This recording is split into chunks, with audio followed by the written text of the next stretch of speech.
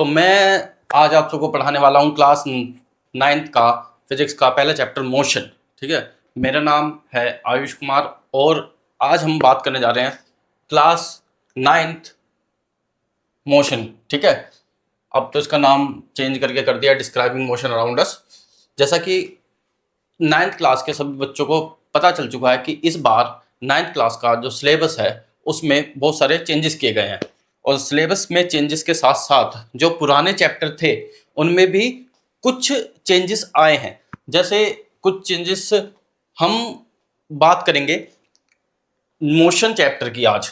तो motion chapter में किस तरह से चेंजेस आए हैं, तो सबसे पहले एनसीईआरटी ने जो अपना पढ़ाने का पैटर्न था उसमें काफ़ी सारे चेंजेस किए हैं, इसलिए हमने एनसीईआरटी की बुक को स्मार्ट बोर्ड पे, ठीक है, व्हाइट बोर्ड पे लगाया हुआ है।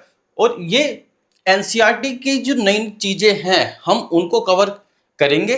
उसके बाद हम जब क्वेश्चंस इस चैप्टर के कर रहे होंगे तो तुम्हें पता चलेगा कि इस बार जो क्वेश्चंस एनसीईआरटी ने आपके सिलेबस में डाले हुए हैं वो पिछले सिलेबस के मुकाबले थोड़े टफ है।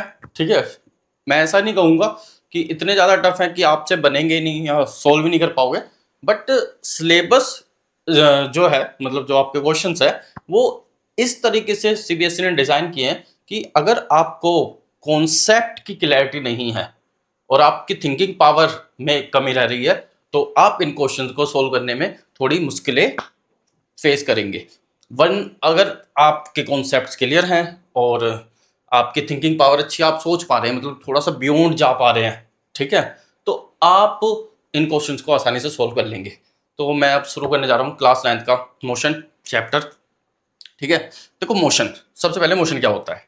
देखो मोशन का मतलब क्या है। ठीक है, कोई भी ऑब्जेक्ट जब समय के साथ अपनी पोजीशन को चेंज करता है उसको हम क्या कहते हैं, मोशन कहते हैं। फॉर एग्जांपल अगर मैं कहूँ, देखो अभी मैं यहाँ पे खड़ा हुआ हूँ, समय चल रहा है, मतलब टाइम तो तुम्हारी वीडियो का आगे बढ़ रहा होगा, है ना, लेकिन समय के साथ मेरी पोजीशन क्या चेंज हो रही है, नहीं।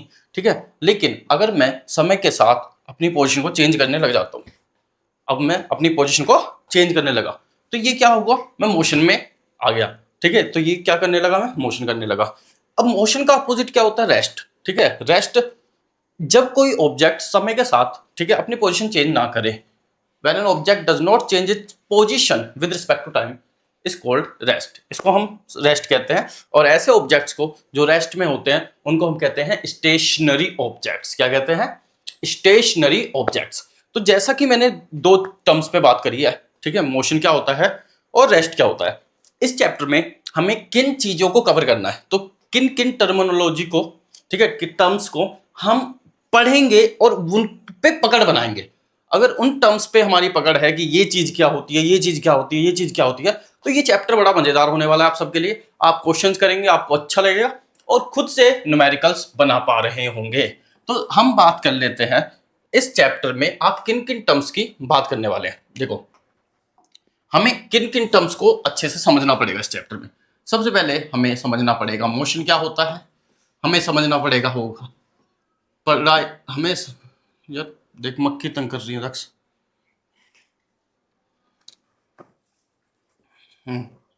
तो इस चैप्टर में हमें किन किन टर्म्स को समझना होगा अच्छे से, हमें मोशन को समझना होगा, हमें रेस्ट को समझना होगा, फिर इसके बाद हमें डिस्टेंस को समझना होगा, डिस्टेंस क्या है, फिर हमें समझना होगा डिस्प्लेसमेंट क्या है, फिर उसके बाद हम जानेंगे स्पीड क्या होती है, फिर उसके बाद हम जानेंगे वेलोसिटी क्या होती है, उसके बाद हम जानेंगे एक्सेलरेशन क्या होता है। ठीक है, उसके बाद हम जानेंगे ग्राफ्स के बारे में, उसके बाद हम जानेंगे मोशन की कुछ इक्वेशंस होती हैं, मोशन इक्वेशन। ठीक है, तो अगर और एक सर्कुलर मोशन जो तुम्हारे चैप्टर का पार्ट होगा, ठीक है, सर्कुलर मोशन। अभी तो मैं बस ये जनरली बता रहा हूं, ये सारी चीजें मतलब जो जो इस चैप्टर में से कुछ इंपॉर्टेंट टर्म्स को मैंने असाइड करा है। इसके अलावा भी कुछ चीजें हैं, जैसे स्पीड है तो फिर एवरेज स्पीड की बात करेंगे, यूनिफॉर्म स्पीड क्या होती है, नॉन यूनिफॉर्म स्पीड क्या होती है, या एवरेज एक्सेलरेशन क्या होता है। तो इन सब पे हम कुछ चीजें पे बात करने वाले हैं। अब सबसे पहले तुम्हारी बुक्स के अकॉर्डिंग हम चलते हैं, समझते हुए पढ़ते हुए कि तुम्हारी बुक्स में किन किन बातों को कुछ नया लाई है ये एनसीईआरटी की नई किताब। तो देखते हैं। देखो सबसे पहले देखो एनसीईआरटी मोशन के बारे में क्या कह रही है। तो एनसीईआरटी ये कह रही है कि everything in nature is in motion, मतलब हर एक चीज मोशन में है, मतलब कोई भी चीज रेस्ट में नहीं है। ऐसा हो सकता है कि कोई भी चीज इस यूनिवर्स में कोई भी चीज हम तुम कोई रेस्ट में ना हो, तो मैं कहूंगा ऐसा है। इस यूनिवर्स में कोई भी चीज रेस्ट में नहीं है, और ये बात आपको वीडियो के अगले 1-2 मिनटों में समझ में आ जाएगी कोई भी चीज क्यों रेस्ट में नहीं है। ठीक है, तो from massive astronomical objects to subatomic particles, तो जितने भी बड़े मैसिव एस्ट्रोनॉमिकल ऑब्जेक्ट्स हो, एस्ट्रोनॉमिकल ऑब्जेक्ट्स यानी कि हमारे planet, star, sun, satellites like moon and asteroid, meteoroids, और जितने भी सेलेस्टियल बॉडीज है सब आ गई। और हमारे सब एटॉमिक पार्टिकल्स, फॉर एग्जांपल जब हम स्ट्रक्चर ऑफ एटम की बात करते हैं तो हम जानते हैं ना कि एटम न्यूक्लियस, प्रोटॉन और न्यूट्रॉन से मिलकर बना है। तो न्यूट्रॉन भी हमारा, प्रोटॉन भी हमारा, और इलेक्ट्रॉन तो पता ही है कि सर्कुलर मोशन करता है अराउंड द न्यूक्लियस, तो सब मोशन में है। ठीक है, अब इसने देखो कुछ कॉम्प्लेक्स मोशंस की बात करी है एनसीईआरटी ने, जैसे वो what a variety in motion we have in nature, flitting butterfly,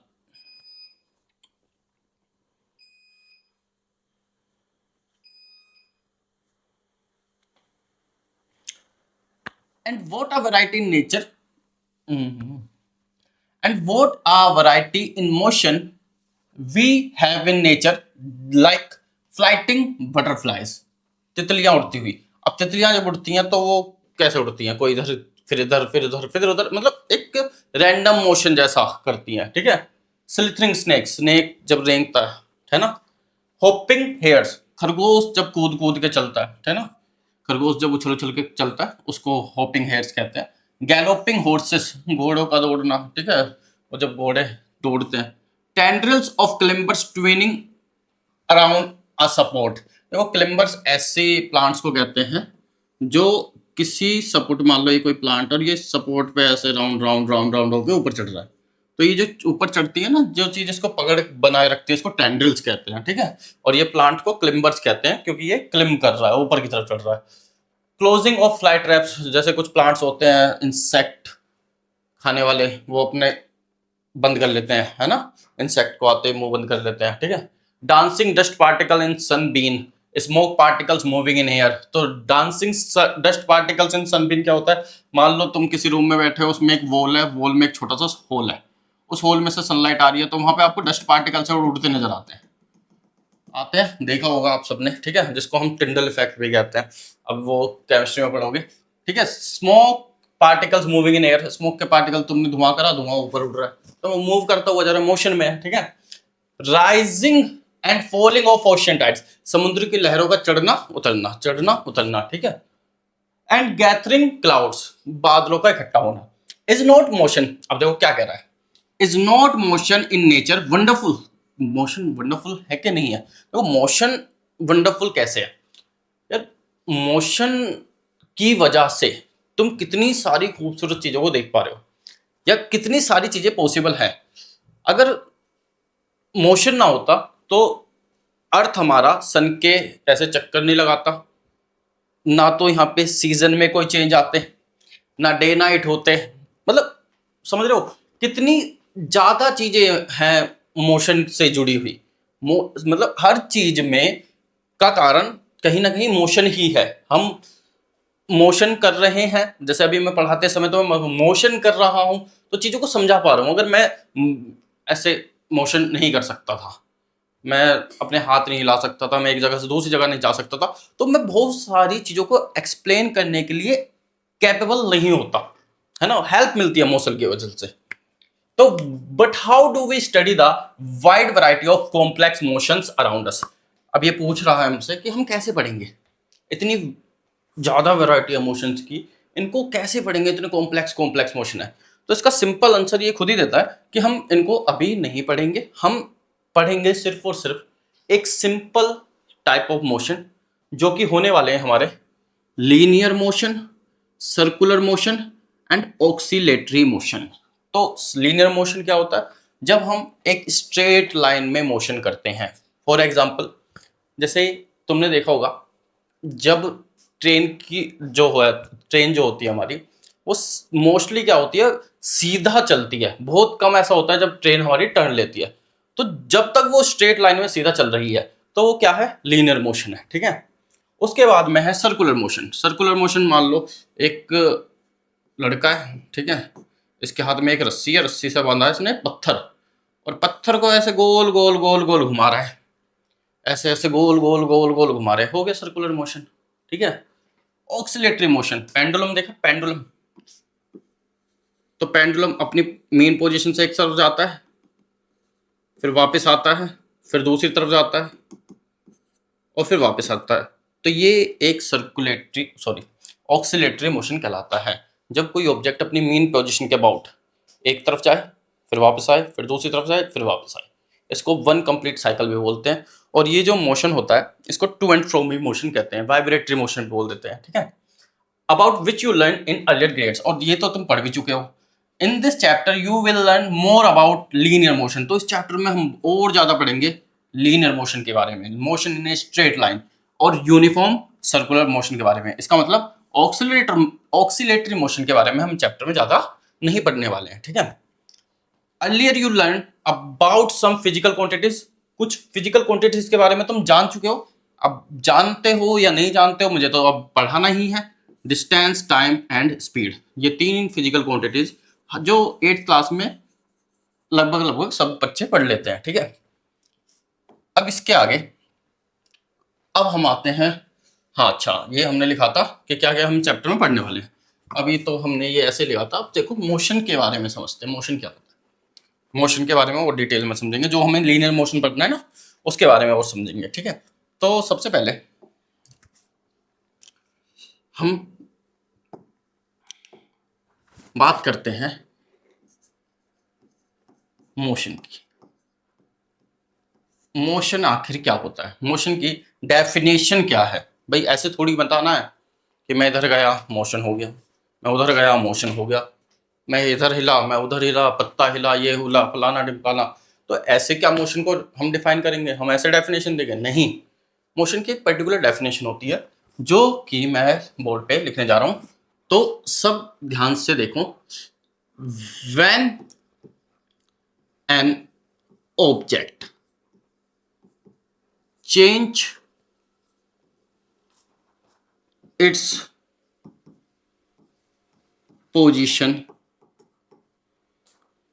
with respect to time, जब कोई ऑब्जेक्ट समय के साथ अपनी पोजीशन को चेंज करे उसे हम मोशन कहते हैं। इसमें मैंने एक टर्म्स को अभी नहीं डिफाइन किया है जो कि हमारा रेफरेंस पॉइंट, उसकी बात हम थोड़ी ही देर में करेंगे और अच्छे से उसको समझेंगे। ठीक है। तो मोशन का सीधा सीधा लॉजिक ये है, समय के साथ अगर कोई ऑब्जेक्ट अपनी पोजीशन चेंज कर रहा है, क्या चेंज कर रहा है, पोजीशन, तो अब हमें ये जो टर्म है पोजीशन, इसको बड़ा अच्छे से समझना है क्योंकि इस बार एनसीईआरटी ने बड़ा गौर दिया है पोजीशन वर्ड पे। ठीक है। तो पोजीशन क्या होती है, ठीक है। पोजीशन तो तुम्हें लग रहा ही होगा कि कहीं हमारी लोकेशन है ना, किसी भी जगह पे लोकेशन। और लोकेशन बताने के लिए हमें सबसे पहले चाहिए एक रिफरेंस पॉइंट। क्या चाहिए, रेफरेंस पॉइंट। देखो रेफरेंस पॉइंट क्या होता है, रेफरेंस पॉइंट होता है ऑब्जर्वर जहां पे खड़ा हुआ है, जिस जगह पे ऑब्जर्वर मोशन को ऑब्जर्व कर रहा है उसको हम कहते हैं रेफरेंस पॉइंट। देखो जो मोशन हमारा होता है, देखो हम क्या कर रहे हैं, हमने मोशन जाना, मोशन में हमें एक टर्म मिली पोजीशन। ठीक है। पोजीशन को समझने के लिए हमें क्या समझना पड़ेगा, रेफरेंस पॉइंट। और रेफरेंस पॉइंट को समझने के लिए हमें यह समझना पड़ेगा कि मोशन रेफरेंस पॉइंट पे कैसे डिपेंड करता है। तो आ जाओ मेरे साथ कि मोशन रेफरेंस पॉइंट पे कैसे डिपेंड करता है। देखो जो मोशन है एक रिलेटिव टर्म है। मोशन कैसी टर्म है, रिलेटिव क्वांटिटी कह लो, या क्वांटिटी तो नहीं, टर्म्स की कह लो। ठीक है। मोशन एक रिलेटिव टर्म है। अब ये रिलेटिव टर्म किससे रिलेट करती है? रेफरेंस पॉइंट पे। ये किस पे डिपेंड कर रही है? रेफरेंस पॉइंट पे। कैसे? इसको एक छोटे से एग्जांपल से समझते हैं। देखो, सपोज करो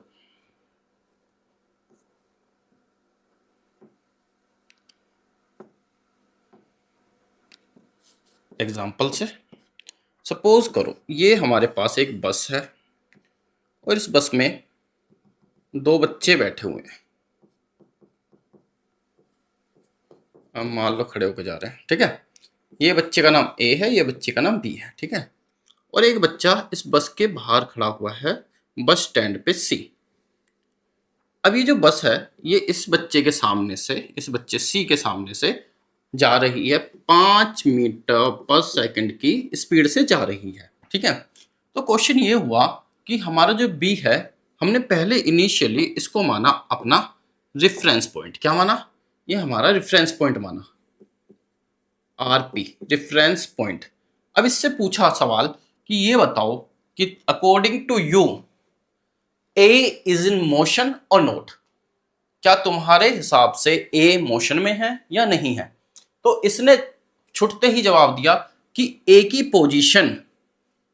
पोजीशन मतलब ए मुझसे इतनी दूरी पे है या जिस डायरेक्शन में बैठा हुआ है, ठीक है, वो उतनी ही दूरी पे उसी डायरेक्शन पे है। समय बीत रहा है और उसकी ना मुझसे दूरी मतलब डिस्टेंस चेंज हो रही है ना डायरेक्शन चेंज हो रही है। इसका मतलब ए भाई साहब मेरे अकॉर्डिंग रेस्ट में है। तो बी ने कहा A is in rest, A is in rest, ठीक है। अब यही सवाल हमने सी से किया कि सी भैया आप बताइए ए मोशन में है या रेस्ट में है। तो सी ने कहा कि भाई साहब देखो, जो ए है, ठीक है, वो 5 मीटर पर सेकंड की स्पीड से इस डायरेक्शन में आगे बढ़ रहा है और लगातार उसकी जो डिस्टेंस है वो मुझसे चेंज हो रही है और डायरेक्शन भी चेंज हो रही है। मतलब उसकी जो पोजीशन है मेरे अकॉर्डिंग वो लगातार चेंज हो रही है। पहले वो यहाँ था, फिर वो कभी यहाँ पहुंचेगा, फिर वो यहाँ पहुंचेगा, फिर वो वहां पहुंचेगा, हो सकता है यहाँ यहाँ यहाँ, ऐसे पोजीशन चेंज हो रही है। तो इसने छुट्टे कहा कि भैया जी ए इज इन मोशन। अच्छा, ए मोशन में। अब बताओ किसकी बात पे यकीन करोगे? तो दोनों की बात पे यकीन करेंगे, क्योंकि मोशन एक रिलेटिव टर्म है। अगर कोई ऑब्जेक्ट तुम्हारे हिसाब से रेस्ट में है तो जरूरी नहीं है वो रेस्ट में ही है। वो किसी और के हिसाब से, किसी और के रेफरेंस पॉइंट से, किसी और ऑब्जर्वर के द्वारा वो मोशन में हो सकता है। आ रही बात समझ में? क्यों? देखो, अब मैं तुम्हें एक बहुत ही अच्छा कॉन्सेप्ट बताने जा रहा हूं, ठीक है, ध्यान से सुनो। इस कॉन्सेप्ट को यहां से समझो। देखो, जो हमारा एब्सोल्यूट, हम कहें कि कोई चीज पूरी तरह से रेस्ट में कभी हो सकती है, तो इसका जवाब है नहीं। देखो, मोशन में तो कोई किसी न किसी के अकॉर्डिंग होगा ही, लेकिन कोई भी ऑब्जेक्ट ऐसा नहीं है कि मतलब कोई किसी रेफरेंस पॉइंट हम चेंज करते जाएं और वो रेस्ट में निकले। मतलब कभी ना कभी तो वो हमें होगा कि वो मोशन में ही रहने वाला है। फॉर एग्जाम्पल, अगर कोई चीज अर्थ पे, ठीक है, रेस्ट पे है, ठीक है, अब ये कोई इसको यूनिवर्स से बाहर जाके देखे तो अर्थ पूरा क्या है? मोशन में है। तो ये ऑब्जेक्ट भी उसके साथ साथ मोशन में है। तो इसके हिसाब से ये अर्थ पूरा मोशन पे, तो अर्थ पे हर एक चीज क्या है? मोशन पे है। जो बिल्डिंग्स, जो घर तुम्हारे बने हुए हैं, तुम्हें हमेशा लगेगा कि ये सब चीजें तो रेस्ट पे है, घर कैसे मूव कर रहा है, हर घर कैसे मोशन पे है। तो लेकिन अगर पूरा अर्थ ही मोशन में है तो अर्थ पे जो सारी चीजें हैं, जैसे ये बस ही अगर मोशन में है तो बस में जितने बच्चे बैठे हैं वो सब मोशन में हुए ना, ड्राइवर भी मोशन में हुआ। इसी तरह से अर्थ के ऊपर सब चीज किस में है? मोशन में है। तो एब्सोल्यूट रेस्ट जैसी कोई चीज नहीं होती। एक कॉन्सेप्ट और, कि ये जो भाई साहब हमारे ऑब्जर्वर होते हैं, जो रेफरेंस पॉइंट पर बैठे हैं, ये भाई साहब अपने आप को हमेशा रेस्ट में मानेंगे या इसको रेस्ट में ही मान के तुम्हें क्वेश्चन सोल्व करना है, ठीक है। ये ऑलवेज इन रेस्ट, ये अपना मोशन भी दूसरे को दे देंगे और खुद रहेंगे रेस्ट में। जैसे मान लो कि मैं ऑब्जर्वर हूं और मेरे सामने कोई व्यक्ति है, एक जगह खड़ा है और मैं उसकी तरफ जा रहा हूं कुछ स्पीड से, तो मैं अपने आप को रेस्ट में कहूंगा, और उसको कहूंगा वो मेरी तरफ आ रहा है उतनी स्पीड से। लगाना झटका। देखो समझते हैं, मान लो कि ये एक गाड़ी, ठीक है, इधर जा रही है 5 मीटर पर सेकंड की स्पीड से, और एक गाड़ी यहाँ पे रेस्ट मतलब 0 स्पीड से ये खड़ी हुई है, ठीक है। अब ये जा रहा है इधर। अब इधर जो भी इस गाड़ी में बैठा होगा, जो भी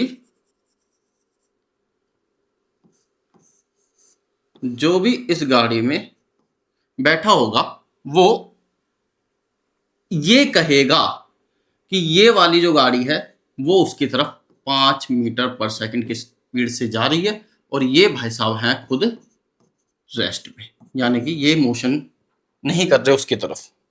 ये तो कोई भी ऑब्जेक्ट अपने आप को, अगर वो ऑब्जर्वर है तो किस में बताएगा? रेस्ट में बताएगा। किस में बताएगा? रेस्ट में। तो समझ में आ रही है ये बात? रेफरेंस पॉइंट समझ में आ गया। तो रेफरेंस पॉइंट हम समझ चुके हैं कि किसी भी मोशन को बताने के लिए हमें एक रेफरेंस पॉइंट चाहिए होता है, और रेफरेंस पॉइंट को हम मेनली क्या करते हैं, उसको हम ओरिजिन मानते हैं, ठीक है, ओरिजिन भी बोलते हैं रेफरेंस पॉइंट को। और ओरिजिन पे 2 एक्सेस बना लेते हैं, ठीक है, एक एक्स एक्सेस एक वाई एक्सेस, और उसके अकॉर्डिंग हम उसकी पोजीशन को बता पाते हैं।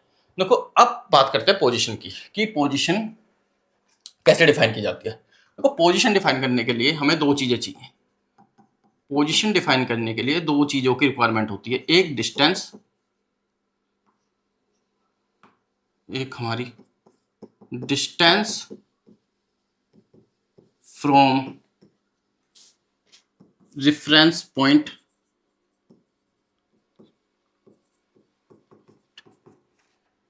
सेकंड है direction same from reference point. किस डायरेक्शन में है ऑब्जेक्ट। देखो अगर तुम्हें ये चीज समझ में आ रही है तो समझो ये चैप्टर तुम्हें बहुत मजेदार लगने वाला है। पोजीशन को बताने के लिए हमें क्या चाहिए? डिस्टेंस चाहिए। क्या चाहिए? डिस्टेंस चाहिए। मैं यहाँ पे एक स्लाइड ऐड कर लेता हूँ।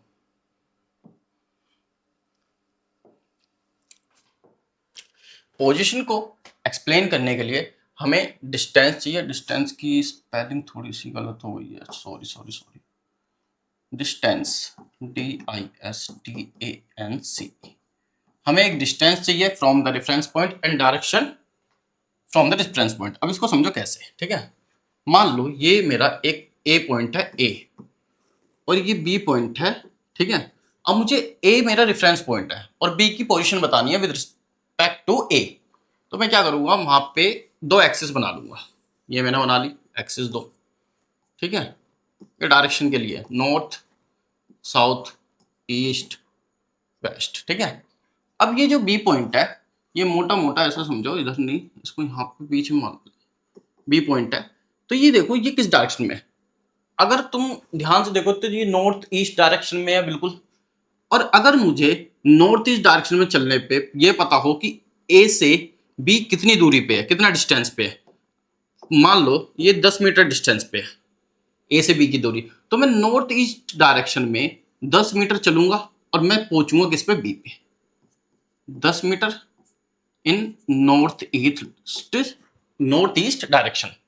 तो ये हमारे पास पोजीशन बताने के लिए 2 चीजों की रिक्वायरमेंट होती है, एक distance from the reference point और एक डायरेक्शन। अगर हमें ये दोनों चीजें पता है तो हम किसी भी ऑब्जेक्ट की पोजीशन को बता सकते हैं। तो बी की पोजीशन अभी ये है फ्रॉम ए।